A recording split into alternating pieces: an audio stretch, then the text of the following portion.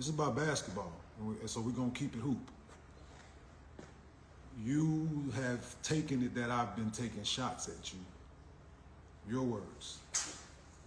Shots, not so much.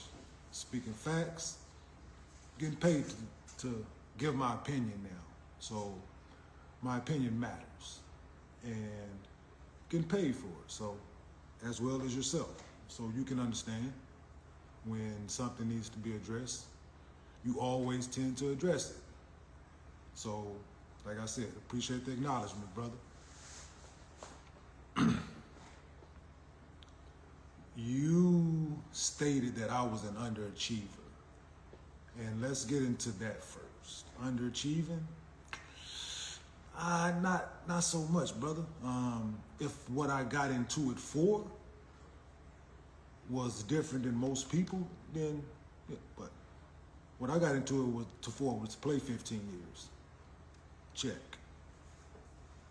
Right? So being drafted number 1, select few. Year 2 making it to the finals. Year 3 making it to the finals. Year 4 being an all-star. Being traded from that said team for three picks.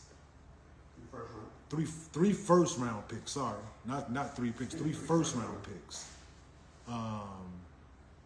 Changed conferences. Played in the toughest power forward area there could possibly be. Underachieving? Nah. Held my own? Yeah. 2 microfracture surgeries. The only athlete to come back from that. Patella surgery, repair, knees, all of that. Ankle put back together. Still playing. Don't sit out of games. Can't tell me to sit out of games. I'm cut from a different cloth. You stated Kenyon was born and raised in Saginaw. Correction. Born in Saginaw. Oak Cliff made, brother. You talking about? So, cut from a different kind of cloth, man. I'm built different. And that word underachieving is thrown around too loosely, right? It really is. And from someone who came into this thing to a bad team, year 2, make it to the finals, led said team in scoring. Can you say that? Don't think so, brother. Come back, do it again.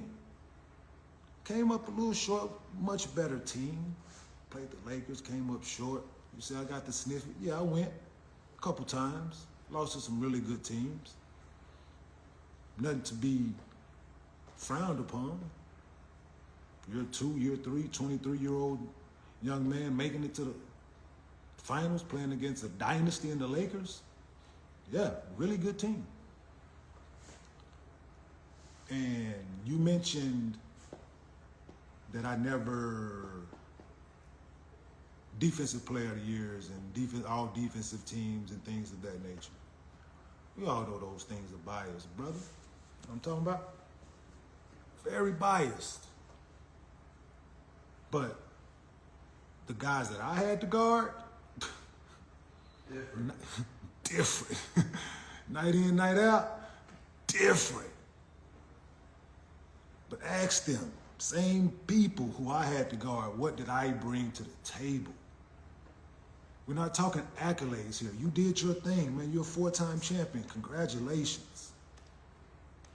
But we all know, people that know this game and watch this game and know what to look for in this. They know, bruh. People that know basketball know what this is, man. Like, there's no way to around it. I am shocked and appalled that you don't have an Elmer's Glue sponsorship, brother. Because if look it up in the dictionary, they should have your picture next to the Elmer's Glue thing, bro. Like glue, Draymond. Yes, bro. Absolutely. Every team needs one. You change that dynamic the way certain GMs look at glue guys, right? Second round picks. Like you changed the narrative for a lot of second round picks. Good job. I wouldn't know nothing about that. Never been considered a glue guy. Maybe later in my tenure after surgeries and moved teams a couple times, but no, not necessarily that kind of a glue guy. I was asked to do certain things and play certain people and score. I was actually, you know what? I was actually asked to score for us to win. I was actually asked to put that little round thing into that other little round thing. Like, for real, like they asked me to do, they ran plays, like, for me, like, to go do. I just wasn't a passer.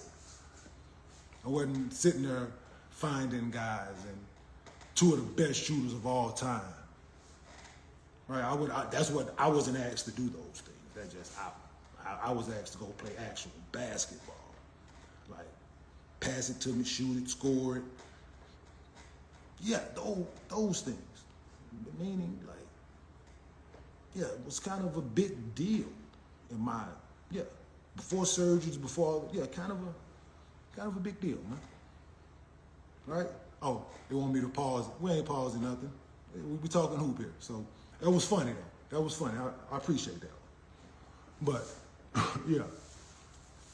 So since we're talking careers, right? And we're talking numbers. So Steph Curry, we all know, is arguably going to go down as the best point guard ever. Is the best shooter ever. Hell of a basketball player. Shout out to 30, man. So, did a little digging. And little birdie told me that games that Steph has played without Draymond, he is 53 and 38 in those games. Games without Draymond. He's winning record, winning percentage without Draymond. So let's flip that same coin. You've played 128 games without Steph. Wonder what that record is. That same little birdie told me that record 52, 76, 128 games. Under 500. So who needs who? Who's underachieving? Who's not carrying their brick when 30 ain't out there? Who should be asked to do more? Should the other guys be asked to do more, or should the guy that's been around that know how to win step up his production? That's what I've always thought. Right? That's in those same said games, you shoot 41% from the field, brother, and 29% from three. Once again, who ain't carrying their own brick? Huh? Speaking of, you had a season, bro. Like did a little digging, man. Like it wasn't hard to find. It was right there in front of me. All I had to do was hit one button. It was right there in front of me. Steph was out. Clay was out. You played 43 games. That's more than half. I think they asked you to sit your ass down somewhere, bro.